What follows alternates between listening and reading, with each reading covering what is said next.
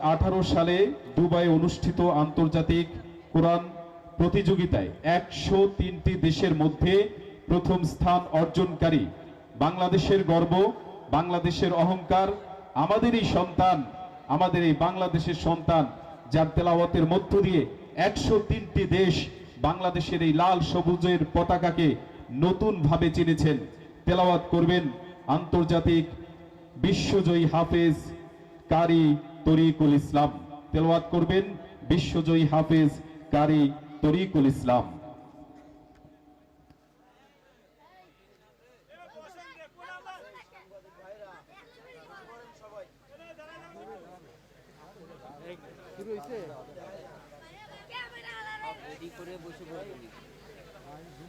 শুরু হলেই সবাই বসে পড়বি।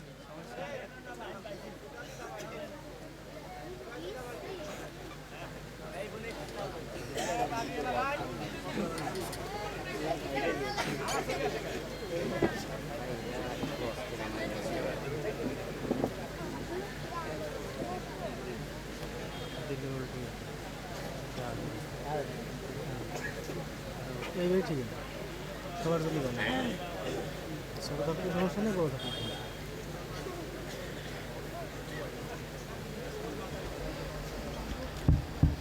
السلام عليكم ورحمة الله وبركاته. الحمد لله رب العالمين، والصلاة والسلام على سيد الأنبياء والمرسلين وعلى آله وصحبه أجمعين، أما بعد، فأعوذ بالله من الشيطان الرجيم. بسم الله الرحمن الرحيم. ورتل القرآن ترتيلا. صدق الله العظيم. আলহামদুলিল্লাহ। আপনারা সবাই কেমন আছেন? আপনারা যদি অনুমতি দেন আমি 2 মিনিট কথা বলতে চাই। আপনাদের কষ্ট হবে না তো? আলহামদুলিল্লাহ। আল্লাহ পাকের অশেষ মেহেরবানি, আল্লাহ পাক আপনাদেরকে এবং আমাকে কোরআনের মাঝে বসার তৌফিক দান করেছেন। যেহেতু আমাকে কোরআন তেলাওয়াত করার উদ্দেশ্যে দাওয়াত দেওয়া হয়েছে, তো আমি কোরআন তেলাওয়াতই করব।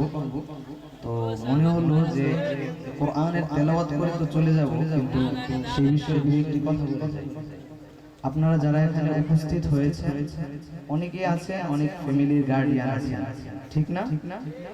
যারা একটা ফ্যামিলি কন্ট্রোল করেন, পরিচালনা করেন, যে আপনার ছোট ভাই, ছোট বোন, ছোট ভাগিনা, ছোট ভাগ্নি কোথায় পড়বে, এটা কিন্তু আপনি সিদ্ধান্ত নেন। এখন যারা আছেন অনেকের কোরআন তেলাওয়াত শুদ্ধ না। আল্লাহ পাক আপনাকে এত কিছু দান করেছেন, আপনার হাত আছে, পা আছে, চোখে দেখছেন। অনেকের তো হাত নেই, পা নেই, চোখে দেখছে না, হাসপাতালে বেডের মধ্যে শুয়ে আছে। আল্লাহ পাক আপনাকে এত নিয়ামত দিলেন, সবচেয়ে বড় নিয়ামত হচ্ছে আপনি একটি কোরআনের মজলিসে আসার এবং বসার তৌফিক পেয়েছেন। এত নিয়ামত পেয়ে আল্লাহর কোরআন 5 ওয়াক্ত নামাজের সময় দাঁড়িয়ে অশুদ্ধ তেলাওয়াত করেন আল্লাহর সামনে, এটা কি আল্লাহ পাক খুশি হন? একটু জোরে বলেন। আল্লাহ পাক আপনাকে এত কিছু দিল, আল্লাহ পাক কোরআনে আদেশ করে দিল ওয়ারাতিলিল কোরআনা তারতিলা, তারতিলের সহিত কোরআন পাঠ করার জন্য। আপনি কি আল্লাহর কথা মানছেন? তো আল্লাহ পাক কি আপনাকে খুশি হয়ে জান্নাত দিয়ে দিবেন? আপনি চেষ্টা তো করতে হবে। এখন আপনার যদি একটা ছোট ভাই, ছোট বোন, ছোট ভাগিনা, ছোট ভাগ্নি, আপনার যদি একজন কোরআনের হাফেজা হতো, শুদ্ধ করে কোরআন পাঠ করতে পারতো, তাহলে আপনার কি শরম পেয়ে বসে থাকতে হতো? কোন ইমাম সাহেবের কাছে যেতে হতো? আপনি আপনার সন্তানের কাছ থেকে কোরআন শিখতে পারতেন না? আপনি যখন কিয়ামতের মাঠে আল্লাহর সামনে দাঁড়াবেন, তখন আল্লাহ পাক সবাইকে কঠিন ভাবে হিসাব নেবেন। তখন সবাই ইয়া নাফসি ইয়া নাফসি করবেন। তখন হঠাৎ দেখতে পাবে কিছু মানুষ, সবাই লক্ষ্য করবে যে কিছু মানুষের মাথায় মানে নূরের টুপি পরানো হয়, পুরো কিয়ামতের ময়দান আলোকিত হয়ে যায়। তো তারা বলবে যে এরা কারা? সবাই ইয়া নাফসি ইয়া নাফসি করছে, আর এই কিয়ামতের ময়দানে এদেরকে এত সম্মান দেওয়া হচ্ছে আলাদাভাবে। তখন সবাইকে বলা হবে এরা হচ্ছে কোরআনে হাফেজের বাবা মা। তো আমরা কি সেই সৌভাগ্যবান হতে চাই না? চাই কি না বলেন? আপনারা কোরআন তেলাওয়াত শুনে চলে গেলেন, পরে কোরআন তেলাওয়াত 10 মিনিট 15 মিনিট আপনাদের অনেক ভালো লাগবে, মনে থাকবে। কিছুক্ষণ পর আপনারা চলে গেলে তো সব ভুলে যাবেন। কিন্তু আপনি এখান থেকে কি শিক্ষা নিয়ে গেলেন? আল্লাহ পাক তো আমাকে আদেশ করেছে এবং আপনাকেও আদেশ করেছে, ওয়ারাত্তিলিল কোরআন তারতিলা, নাকি শুধু আমাদের কি করেছে? যারা এখানে কোরআন তেলাওয়াত করবে, আলহামদুলিল্লাহ আপনাদের সকলের পরিচিত মুখ বিশ্বজয়ী হাফেজ, যিনি পুরো পৃথিবীতে অনেক রাষ্ট্রে প্রথম, দ্বিতীয়, তৃতীয় হয়েছেন, আমাদের শ্রদ্ধেয় বড় ভাই বিশ্বজয়ী হাফেজ জাকারিয়া কিছুক্ষণের মধ্যে আসবে, কোরআন তেলাওয়াত করবে। পরে বিশ্বজয়ী কারি হাফেজ কারি শহীদুল্লাহ ভাই আছেন, পরে ভারত থেকে আগত হাফেজ কারি একে মঞ্জুর আহমদ আছেন, আরো অনেকেই তেলাওয়াত করবেন। তো আপনারা কি তাদের তেলাওয়াত না শুনে চলে যাবেন? তো এত বড় বড় কারি সাহেবদের তেলাওয়াত শুনে আপনারা কি শিক্ষা নিয়ে যাবেন? যে আপনাদের নিজের কোরআন তেলাওয়াত ঠিক করতে হবে না? করতে হবে কিনা? আল্লাহ পাক আপনাদেরকে সেই বুঝ দান করুন এবং আপনাদেরকে মানার তৌফিক দান করুন। আজকে এই মজলিস থেকে একটা নিয়ত করে যান যে আপনাদের একজন ভাই, একজন বোন, একজন ভাগিনা, একজন ভাগ্নি, একজনকে হলেও মাদ্রাসায় কোরআনের হাফেজা বানানোর জন্য ভর্তি করাবেন। রাজি আছেন তো? আল্লাহ পাক আপনাদেরকে তৌফিক দান করুন। আর কোরআন তেলাওয়াত চলাকালীন অবস্থায় সবাই মনোযোগ সহকারে শুনবেন, কেউ কথা বলবেন না। আর কোরআনের কিছু আদব আছে, কোরআন তেলাওয়াত মনোযোগ সহকারে শুনতে হয়, কথা না বলে চুপ থেকে। আর সবচেয়ে ভালো হয় কোরআন তেলাওয়াত বসে শুনলে, যেহেতু বসার সুযোগ করে দিয়েছেন, যদি সম্ভব হয় জায়গা থেকে আমরা বসে যাব। সকলে একবার দুরূদ শরীফ পড়ি। اللهم صل على محمد وعلى آل محمد كما صليت على إبراهيم وعلى آل إبراهيم إنك حميد مجيد. اللهم بارك على محمد وعلى آل محمد كما باركت على إبراهيم وعلى آل إبراهيم إنك حميد مجيد. صلى الله عليه وسلم.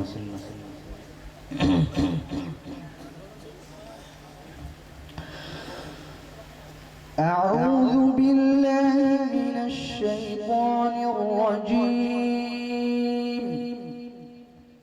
بسم الله الرحمن الرحيم. فاذكروني أذكركم واشكروا لي ولا تكفرون.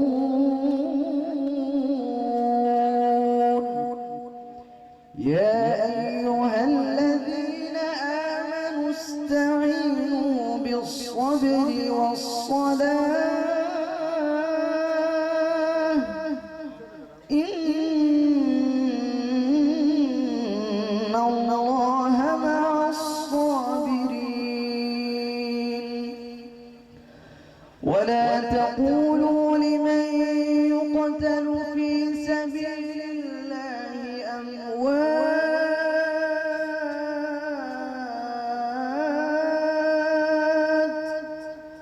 بل أحياء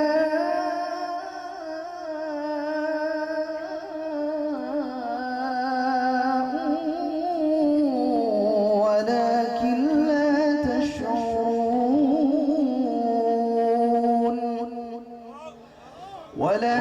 ولنبلونكم بشيء من الخوف والجوع ونقص من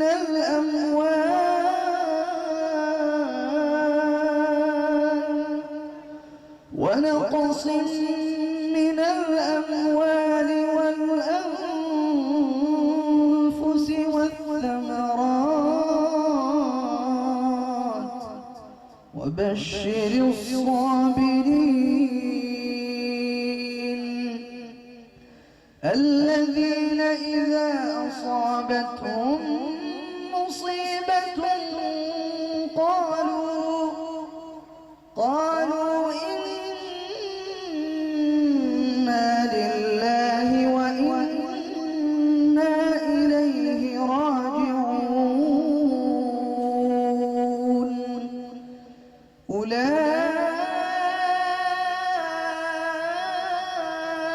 أولئك عليهم صلوات من ربهم ورحمة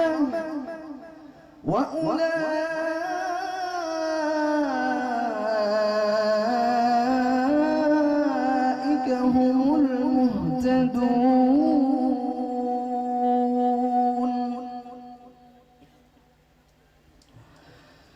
بسم الله الرحمن الرحيم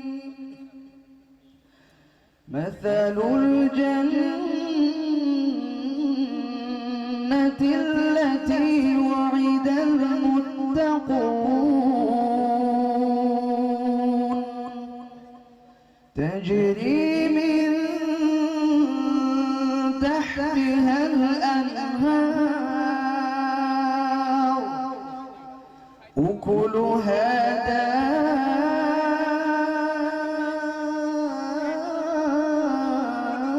دائم وظلها تلك عقبى الذين اتقوا وعقبى الكافرين النار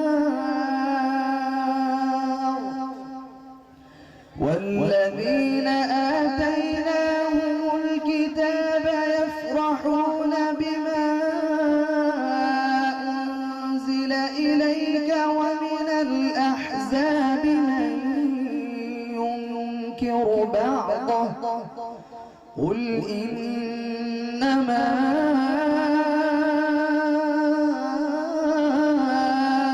أمرت أن أعبد الله ولا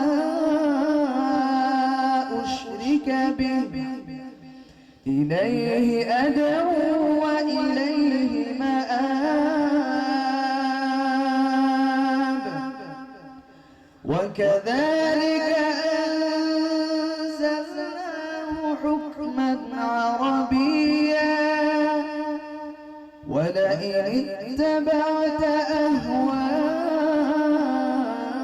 أهواءهم بعدما جاءك من العلم ما لك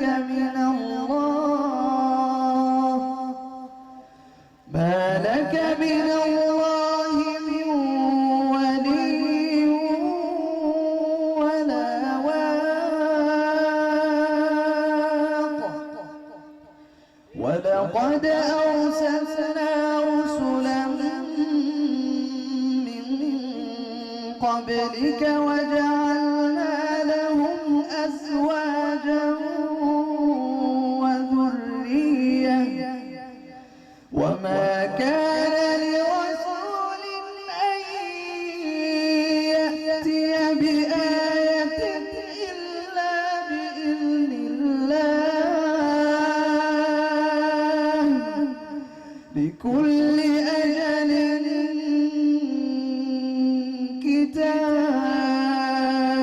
كتاب يمحو الله ما يشاء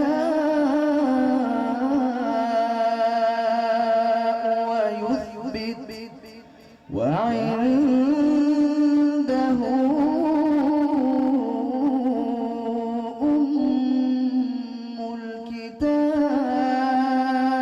الكتاب وإما نرينك بعض الذي نعدهم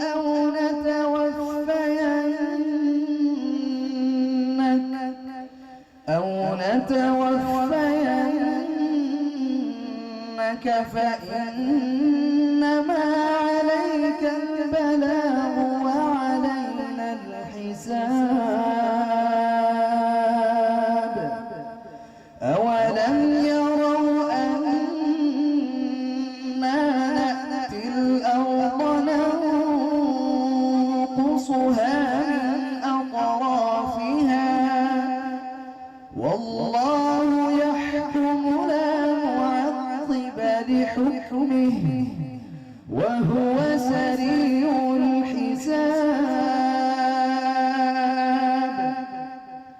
وقد مكر الذين من قبلهم فلله المكر جميعا يعلم ما تكسب كل نفس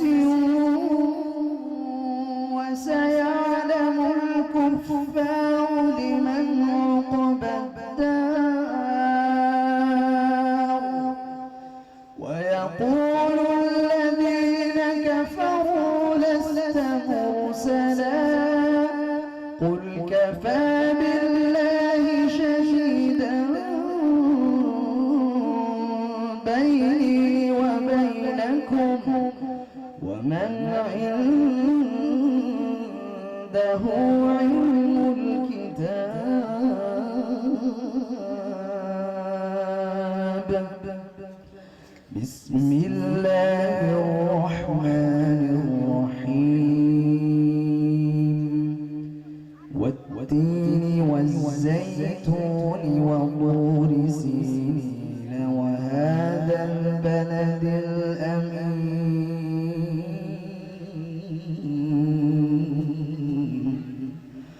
لقد خلقنا الإنسان في أحسن تقويم